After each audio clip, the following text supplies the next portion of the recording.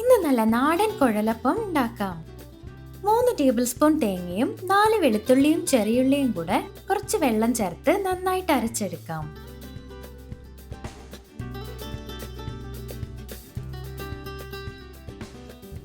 ഒരു കപ്പ് വെള്ളത്തിലേക്ക് 3/4 ടീസ്പൂൺ ഉപ്പും അരച്ച തേങ്ങയും ചേർത്ത് തിളപ്പിച്ചെടുക്കണം. ഇതിലേക്ക് കുറച്ച് വെളിച്ചെണ്ണ കൂടി ചേർത്ത് കൊടുക്കാം.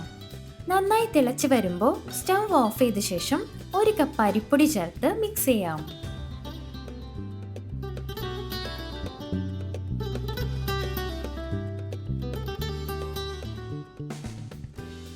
ഇതൊരു പാത്രത്തിലേക്ക് മാറ്റി എള്ളും ജീരകവും ചേർത്ത് നല്ലോണം കുഴച്ചെടുക്കണം.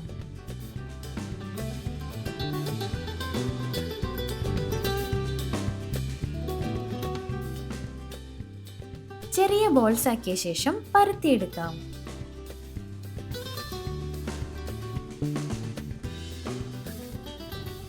ഇനി റോൾ ചെയ്ത് ഇവിടെ ഒന്ന് പ്രസ് ചെയ്ത് കൊടുക്കാം.